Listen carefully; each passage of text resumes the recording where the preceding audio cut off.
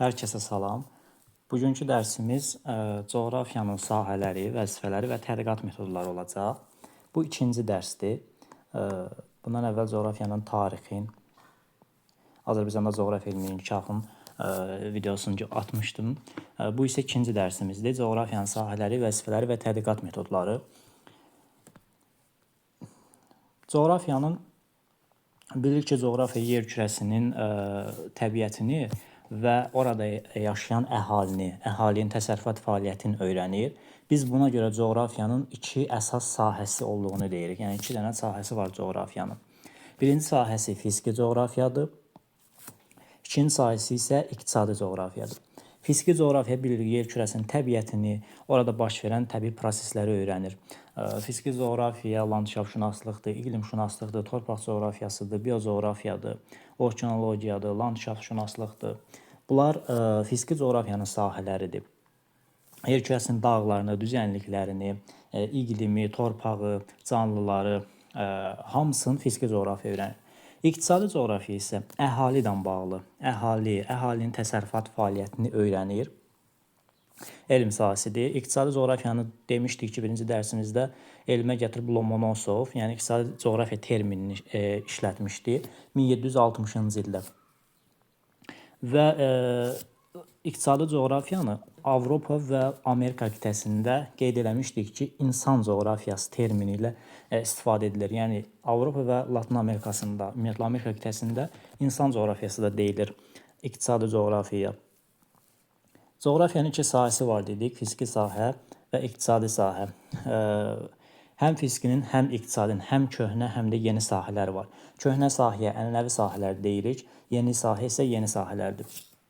Fiziki coğrafiyanın ənənəvi sahələri hansılardır? Baxın, yerşünaslıqdır, geomorfologiyadır, iqlimşünaslıqdır, hidrologiyadır, bitki coğrafiyasıdır, torpaq coğrafiyasıdır və okeanologiyadır.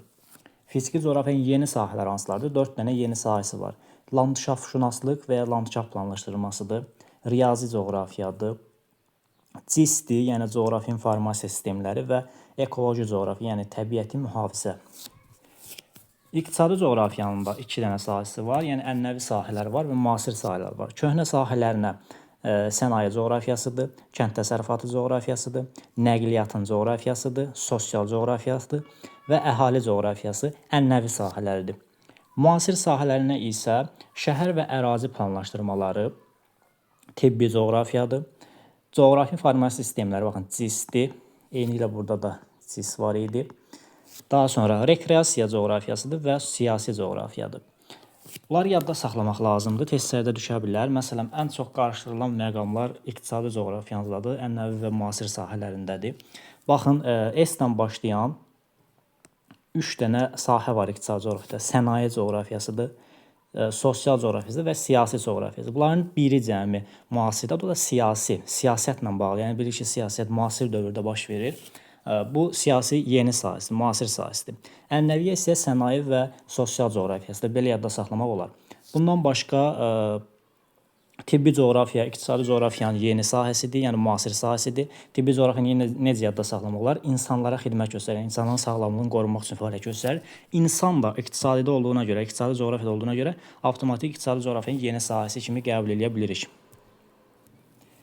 Davam edək. Daha sonra rekreasiya coğrafiyasını necə yadda saxlamalı? Rekreasiya coğrafiyası bilirik əhalinin istirahətini, yəni əhalinin istirahətini öyrənən elm sahəsidir. Bu da ki, əhali yenə dediyim kimi varsa iqtisadi coğrafiyadır və müasir dövrdə, yəni istirahət olduğuna görə müasir sahəyə aid edirik rekreasiya coğrafiyasını.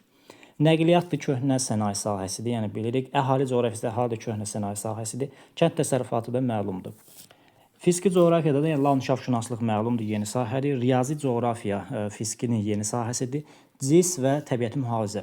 Burada yadda saxlamaq lazımdır ki, coğrafi informasiya sistemləri hər ikisinin yeni sahəsidir. Yəni, Venn diaqramında verə bilər, oxşar cəhəti, oxşar elm sahəsi, yəni ikisində də olan elm sahəsi CIS-dir. Həm fizikidə var, həm də iqtisadidə var. Hər ikisinin yeni sahəsidir. Elmlərin açılışları, yəni elmlər nəyləri öyrənir? Bunlar, məsələn, fiziki coğrafiyanın ənənəvi sahəsi yerşünaslıq, coğrafi təbəqənin strukturunu öyrənir, onun dinamikasını öyrənir, təsərrüfat fəaliyyəti nəticəsində dəyişməsini öyrənir, ümumi olaraq yəni coğrafi təbəqəni öyrənir, təbəqənin strukturunu öyrənir. Geomorfologiya yer deməkdir. Yer səthinin relyefini öyrənir, onun quruluşudur, yaranmasıdır, inkişaf tarixidir, inkişaf dinamikasıdır. Geomorfologiya, iqlimşünaslıq məlumdur, yəni yer kürəsinin iqliminin formalaşmasını, paylanmasını və dəyişməsini öyrənir. Hidrologiya yer səthinin su obyektlərini öyrənir, orada baş verən prosesləri öyrənir. Çaylar, göllər, su anbarları, sutarlar, hamısı hidrologiyada öyrənilir. Biocoğrafiya bitki coğrafiyasıdır. Bitkiləri, göbələkləri, mikroorqanizmləri, heyvanları, onların yayılmasını, paylanma qanunauyğunluqlarını öyrənən elm sahəsidir. Torpaq coğrafiyası məlumdur. Torpaqların yayılmasını və inkişaf qanunauyğunluqlarını öyrənən elmdir. Və torpaq coğrafiyasının banisi Dokuçayev olmuşdu. Bunu qeyd edək. Rusiyanın Avropa hissəsində aparılan tədqiqatlar nəticəsində torpaq coğrafiyası yaranmışdı. Okeanologiyada okeanda və onun hissələrində baş verən, yəni orada gedən kimyəvi, bioloji, geoloji, fiziki prosesləri öyrənən elmdir okeanologiya. Bunlar fiziki coğrafiyanın ənənəvi sahələri, yəni köhnə sahələrdir. Yeni sahələrdə landşaftşünaslıq. Landşaftşünaslıq təbii və dəyişdirilmiş, yəni dəyişdirilmiş antropogendir. İnsan nəticəsində ərazinin dəyişdirilməsidir. Onları və onların komponentlərinin qarşılıqlı əlaqəsini öyrənir. Landşaftşünaslıq, riyazi coğrafiya yer kürəsinin forma və ölçülərini, təkcə yer kürəsinin deyil, burada digər səma cisimləri arasındakı vəziyyətini öyrənən elm sahəsi. Yəni yer kürəsini və digər səma cisimlərinin hərəkətini, ölçülərini, formalarını öyrənən riyazi coğrafiya.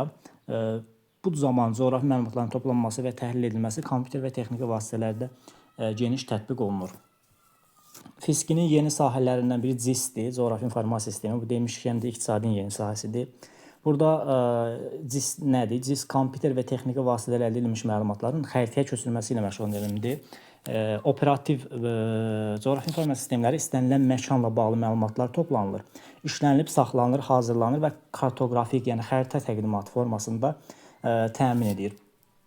CIS-də operativ kartoqrafiyada belə bir operativ kartoqrafiya termini də var. O, yəni hər hansı bir yerdə hadisə baş verib, deyək ki, təbii fəlakət baş verib, ora getmək, yəni həmin ərazini araşdırmaq mümkün deyil. Bu zaman kartoqrafiya, yəni CIS-ə müraciət olunur. Avtomatik olaraq həmin ərazinin müasir xəritəsi, həmin dəqiqə üçün, həmin an üçün xəritəsi tərtib olunur,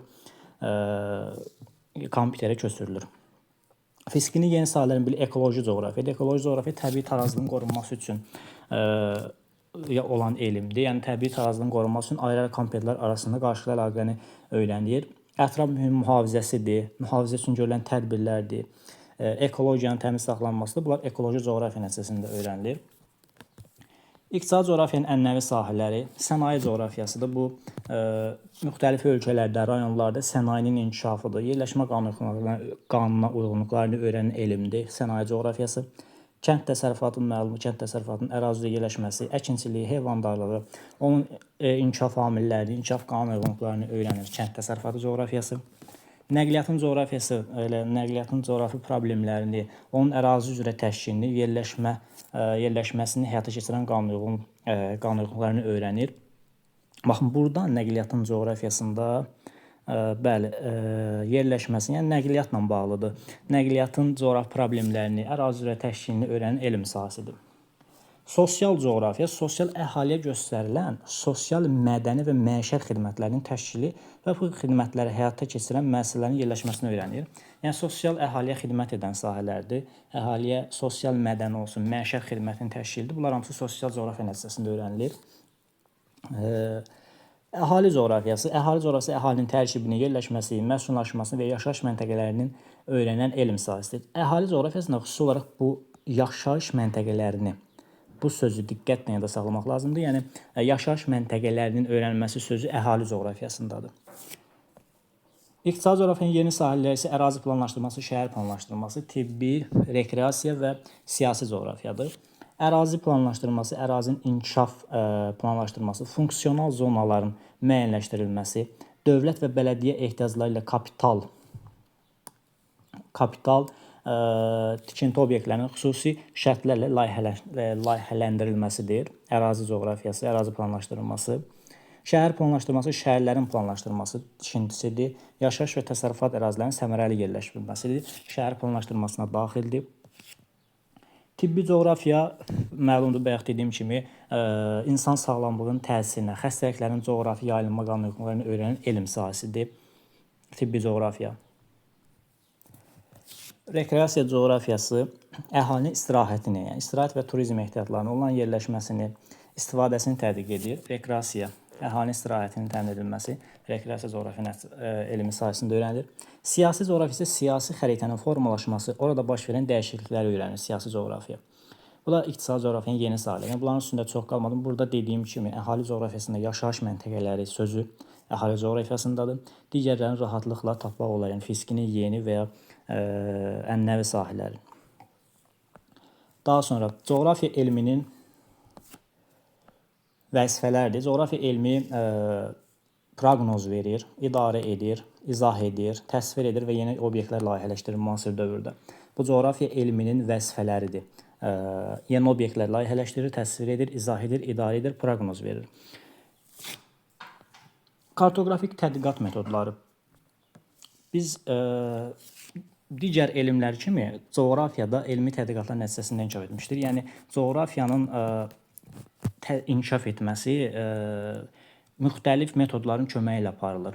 Yəni coğrafiyanın inkişaf etməsində tədqiqat metodlarının rolu böyükdür. Biz tədqiqat metodlarını iki yerə bölürük: ənənəvi və müasir metodlara. Yəni yaranma tarixinə görə ənənəvi və müasir tədqiqat metodları var. Ənənəvi 4, müasir isə 5 tədqiqat metodudur.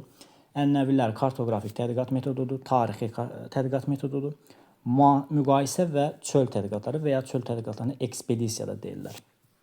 Müasir tədqiqat metodlarında riyazi statistikadır, coğrafi modelləşdirmə, coğrafi proqnozlaşdırma, aerokosmik və CIS, coğrafi informasiya sistemləri daxildir. İndi bunlara ayrı-ayrılıqda baxsaq, əgər ənənəvi metodlara, deyirik ənənəvi 4 dənədir: kartoqrafik, tarixi, müqayisə və ekspedisiya. Kartoqrafik metod. Kartoqrafik metod xəritəçilikdir. Xəritələrin çəkilməsidir, xəritələrin tərtib olunmasıdır, onların istifadəsidir, coğrafi obyektlərin yerləşməsidir. Bütün xəritəyə aid nə varsa, yəni müxtəlif məzmunlu xəritələrin öyrənilməsinə və təhlilinə əsaslanır kartoqrafik metod. Adından da məlumdur, kartoqraf tədqiqat, yəni xəritə deməkdir. Müxtəlif məzmunlu xəritələrin öyrənilməsi və tədqiqinə əsaslanır, təhlilinə əsaslanır. Tarixi metodda hər hansı bir obyektin və ya hadisənin müəyyən tarixi dövr ərzində dəyişməsi və onun müasir vəziyyəti haqqında məlumat verir. Məsələn, misal üçün Qafqaz dağlarında buzlaqların sahəsinin azalması şəkillərin illər ərzində təhlilini müşahidə etmək olar. Bizim 2 dənə şəkil olur. Biri Qafqaz dağlarındadır. 50 il fərqlə birinci şəkildə dağ buzlaqları çoxdur, ikinci şəkildə dağ buzlaqları azdır. Biz bunları müqayisə edirik və müasir vəziyyət haqqında fikir yürüdürük. Bu olur tarixi metod. Yəni köhnədən yenini müqayisə edirik. Tarixi metoddur. Müqayisə metodu obyekt və hadisələrin oxşar və fərqli cəhətlərini müəyyən etməklə elmi nəticələr əldə olunur. Oxşar və fərqli cəhətləri obyektin, yəni coğrafi obyektin, hadisənin oxşar və fərqli cəhətlərini. Tarixi metodda isə buzlaq məsələmdə Qafqaz dağlarında ümumiyyətlə tarixi metodda onun tarixi dövr ərzində dəyişməsini öyrənirik biz. 50 il əvvəl belə olub, 50 il sonra belə olacaq və müasirdə belədir. Hal-hazırda belədir. Amma müqayisə metodunda isə biz tarixlə bağlı demirik ki, 50 il əvvəl belə olub, onu oxşar fərqli cəhətdən demirik ki, 50 il əvvəl belə olub, indi belə olub. Hal-hazırki vəziyyətində oxşar və fərqli cəhətləri müəyyən edirik müqayisə metodunda obyekt və hadisələrin. Çöl tədqiqatları metodu isə buna ekspedisiya da deyilir. Ərazidə müşahidələr aparmaq, yaxud cihazların köməyi ilə məlumatlar toplanılır. Toplanılan məlumatlar təhlil edilir. Onlar arasında bir sıra coğrafi qanunvericiliklər müəyyən edilir. Və çöl tədqiqatlarında dəqiq və real nəticələr əldə olunmağa imkan verir. Yəni dəqiq və real nəticələr əldə olunması çöl tədqiqatları metodundadır, ekspedisiyadadır. Yəni bir yeri biz analiz etmək, təhlil etmək istəyiriksə, biz həmin yerə gedirik, həmin yerdə tədqiqat aparırıq. Məsələn, burada biz bu təsvir, yəni səyyah Xristofer Kolumba aiddir. Xristofer Kolumbun Amerikanı kəşf etməsinə aiddir, birinci səyahətidir. O həmin ərazini tədqiq etmək üçün, yəni Hindistan dəniz yolunu axtarırdı və getdi, çıxdı, yeni torpaq tapdı. Getdiyi yol, getdi oranı araşdırdı, təhlil etdi, oranı Westing adlandırdı, nə bilim, Şimali Passat cəryanı kəşf elədi falan. Bunlar çöl tədqiqatlarından. Yəni getdi, kəşf elədi, öyrəndi, təhlil etdi, gəldi. çöl tədqiqatları, ekspedisiyadır. Ekspedisiyada getməliyik. Yəni səyyahların getdiyi ərazilər, əgər xəritə göstərilirsə, hər hansı bir səyyahın marşrutu göstərilirsə, bu çöl tədqiqatları, yəni ekspedisiyadır. Gedir, təhlil edir, öyrənir, qayıdır. Ənənəvi tədqiqat metodları budur. Müasir tədqiqat metodları isə 5 yerə bölünür dedik. Riyazi statistik metod. Riyazi statistik metod coğrafi obyekt və hadisələrin riyazi hesablamalarla tədqiq olunur. Obyekt və hadisənin planlaşdırılması, layihələşdirilməsi həyata keçir. Baxın, bu cümlə xüsusi olaraq obyekt və hadisələrin planlaşdırılması, layihələşdirilməsi həyata keçirilir. Hansı metodda? Riyazi statistik metodda. Biz bilirik, anamorfoz xəritələr riyazi statistik metodda təsvir olunur. Anamorfoz xəritələrdəki hər hansı bir göstəriciyə görə müəyyən bir ərazi şişirdilir, qabardılır. Digər ərazilər isə kiçik göstərilir. Məsələn, deyək, dünyanın əhali xəritəsində Çin və Hindistan böyük göstəriləcək hal-hazırki sahəsindən. Digər ərazilər isə kiçik göstəriləcək. Bu anamorfoz xəritə. Bu da riyazi statistika tədqiqat metodu vasitəsilə tərtib olunur. Daha sonra coğrafi modelləşdirmə metodu. Adından məlumdur, modelin qurmaq. Obyekt və hadisənin modelini yaratmaqla öyrənməyə əsaslanır. Xüsusi olaraq model yaradırıqsa, burada çertiyoj olacaq, sxem olacaq, şərti işarə olacaq, qrafik olacaq. Bunlardan istifadə edəcəyik. Məsələn, bu 10-cu sinif dərsində verilənə görə, məsələn, iqlim qurşaqlarıdır. İqlim qurşaqlarında buludlardır, yaranan buludları. Bunların biz modelini yaratmışıq. Sadəcə modeli yaradılıb. Bu coğrafi modelləşdirmə metodudur. Mülayim iqlim qurşağında buluddur, enən, qalxan və enən havalar göstərilir. Bunlar hamısı coğrafi modelləşdirməyə əsaslanır. Modelini qurmuşuq, yəni iqlim qurşaqlarının. Proqnozlaşdırma adından məlumdur, proqnoz vermək. Müəyyən ərazidə baş verə biləcək coğrafi hadisənin əvvəlcədən xəbər verilməsidir. Məsələn, biz buna su anbarlarının tikilməsini misal göstərə bilərik. Biz su anbarı tikməzdən əvvəl həmin ərazini tədqiq edib, həmin ərazidə hansı dəyişikliklər baş verə biləcək, hansı dəyişikliklər baş verəcək su anbarı tikiləndən sonra həmin dəyişiklikləri, həmin baş verə biləcək coğrafi hadisələri əvvəlcədən məlumat verir, xəbər verir. Bu olur bizim coğrafi proqnozumuz. Proqnozlaşdırma. Sonra həmin ərazidə işimizi görürük. Daha sonra aerokosmik metod və geoinformasiya. Aerokosmik metod aero və kosmik şəkillər çəkilir və bu şəkillər arasında yeni xəritələr tərtib olunur. Yeni xəritələr və coğrafi proseslər öyrənilir. Yəni, belə bir cümlə düşür, aero və kosmik şəkillər çəkilir. Bu şəkillər əsasında yeni xəritələr tərtib olunur aerokosmik metodda. Geoinformasiya isə, yəni CIS isə müasir informasiya texnologiyaları vasitəsilə məlumatlar toplanılır və müasir xəritələr, rəqəmsal xəritələr hazırlanır. Bu zaman CIS və başqa proqramlardan istifadə olunur. Baxın, rəqəmsal xəritələr hazırlanırsa geoinformasiyadır. Rəqəmsal xəritələri aerokosmikə götürmürük. Rəqəmsal xəritələr varsa geoinformasiya metodundadır. Müasir texnologiyalar vasitəsilə məlumatlar toplanılır. Amma aerokosmiklə geoinformasiyanın fərqi nədir? Aerokosmikdə kosmik şəkillər çəkilir. Həmin şəkillər əsasında yeni xəritələr tərtib olunur. Amma geoinformasiya isə texnologiyalar vasitəsilə məlumatlar toplanır və müasir rəqəmsal xəritələr hazırlanır. Bu da CIS və onun başqa proqramlar sayəsində mümkündür. Bu da coğrafiyanın tədqiqat metodları, ənənəvi və müasir tədqiqat metodlarıdır. Coğrafiyadan məlumatların, informasiyanın toplanması, informasiya mənbələri, baxın, coğrafi informasiya mənbələri deyəndə biz aerokosmik şəkilləri misal göstərə bilərik ki, o da bizim üçün coğrafi informasiya mənbəyidir. Xəritələr, atlaslardır, onlardan coğrafi informasiya əldə edirik. Çöl tədqiqatları, ekspedisiyalardır, sorğu kitablarıdır, lüğətlərdir, dövrü mətbuatdır, internet axtarış sistemləridir və CIS, coğrafi informasiya sistemləridir. Bunlar bizim üçün coğrafi informasiya mənbələridir. Və biz bu əldə olunmuş coğrafi informasiya mənbələrini təqdim etmək üçün bir neçə metoddan istifadə edirik. Bu metodlar bizim üçün kartoqrafik təsvir vasitələridir. 4 dənə kartoqrafik təsvir vasitəmiz var. Xəritədir, xəritə sxemdir, kartoqramdır və kartodiaqramdır. Xəritə və xəritə sxem. Xəritə yer səthinin müstəvi üzərində kiçildilmiş, şərti işarələrdən istifadə edilmiş, ümumiləşdirilmiş təsvirdir. Bu cümlə düşə bilər. Yəni, yer səthinin müstəvi üzərində kiçildilmiş, şərti işarələrdən istifadə edilmiş, ümumiləşdirilmiş təsviri xəritədir. Bu xəritədir. Xəritə sxem isə coğrafi məlumatların, baxın, əyani və anlaşılan üsulla göstərildiyi, sadələşdirilmiş və ümumiləşdirilmiş şərti işarəli coğrafi təsvirdir. Xəritə sxemdə xüsusi olaraq əl qrafikasını yadda saxlamaq lazımdır. Əl qrafikasından istifadə olunur xəritə sxemdə. Deməli, xəritə nə oldu? Xəritə sxem nə oldu? Xəritə oldu ki, yer səthinin ümumiləşdirilmiş, kiçildilmiş, şərti işarədən istifadə edilmiş təsviridir. Xəritə sxemi isə coğrafi məlumatların əyani və anlaşılan üsulla göstərildiyi, sadələşdirilmiş və ümumiləşdirilmiş şərti işarəli təsviridir. Bəli, xəritə sxemdə xüsusi olaraq əl qrafikasından istifadə olunur xəritə sxemdə. Kartoqram və kartodiaqram. Kartoqram hər hansı bir göstəricinin ərazi daxilində dəyişməsini vizual əks etdirən təsvirdir. Xüsusi olaraq nəyə diqqət edirik? Lakin xəritə deyil. Məsələn, yaza bilər ki, hər hansı bir göstəricinin ərazi daxilində dəyişməsini vizual əks etdirən xəritəyə kartoqram deyilir. Xeyr, xəritə deyil. Kartoqram xəritə deyil. Təsvirdir sadəcə. Vizual əks etdirən, hər hansı bir göstəricinin ərazi daxilində dəyişməsini vizual əks etdirən təsvirdir. Amma xəritə deyil. Kartoqramda məlumatlar müxtəlif ştrixlər, baxın bu da düşür, ştrixlər, rənglər və nöqtələrlə istifadə olunur. Əgər ştrixlər, rənglər, nöqtələrlə istifadə olunursa, bu kartoqramdır. Kartodiaqram isə coğrafiya xəritəsi ilə diaqramın birləşməsidir. Baxın, xəritə ilə diaqramın birləşməsidir. Müxtəlif məlumatlar həndəsi fiqurlarla verilir, daha çox sütunlarla, dairələrlə təsvir edilir. Fiqurların ölçüləri təsvir edən məlumatların kəmək göstərən əks etdirir. Bu kartodiaqrama əlavə olaraq bir növbəti dərslərdə qeyd edəcəyik. Kartodiaqramın da növləri var. Burada mən xəritə sxem, baxın, şəkillərdən verilib.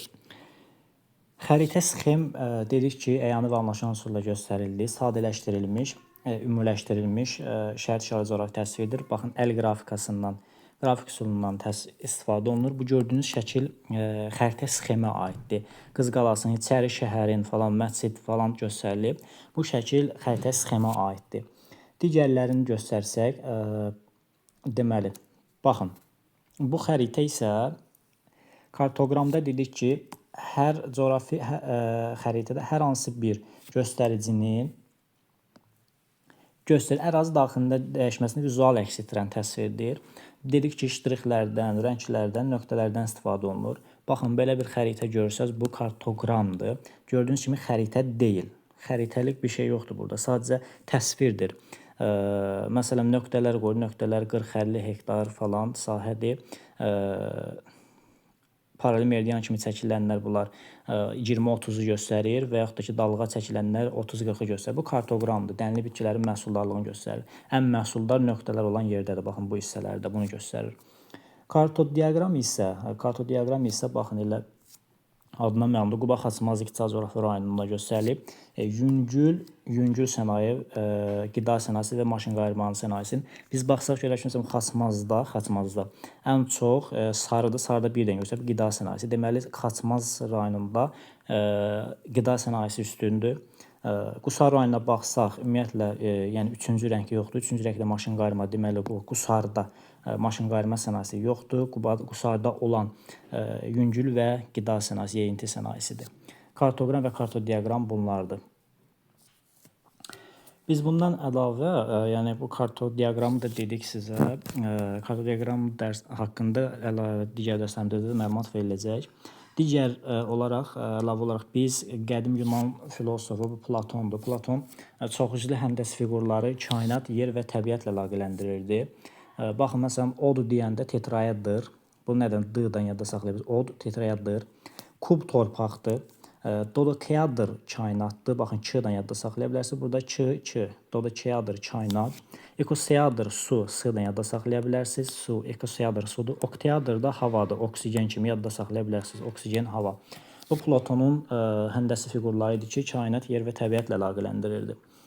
Coğrafiyanın sahələri, tədqiqat metodları, vəzifələri bunlardır. Yəni, burada vacib olanlar coğrafiyanın, fiziki və iqtisadi coğrafiyanın yeni və ənənəvi sahələridir. Plus, dediyim kimi, əhalidə yerləşməsini nəzərə almaq lazımdır. Bu yaşayış məntəqələrinin əhali coğrafiyasına nəzərə almaq lazımdır. Coğrafiyanın vəzifələrini nəzərə almaq lazımdır. Obyekt layihələşdirir, təsvir edir, izah edir, idarə edir, proqnoz verildi. Tədqiqat metodlarında nəzərə almaq lazımdır. Şəkil verə bilər, xəritə verə bilər və yaxud da ki, mətn verə bilər. Orada olanların tədqiqat metodları soruşa bilər. Daha sonra Kartoqram, kartodiaqram, xəritə sxem, xəritə xüsusilə verə bilər. Əl qrafikasının istifadə olunduğu xəritə sxemdə, ştrixlərdən, rənglərdən və nöqtələrdən istifadə olunduğu kartoqramda. Kartoqram xəritə deyil, sadəcə təsvirdir. Kartodiaqram coğrafi xəritəsi ilə diaqramın birləşməsidir.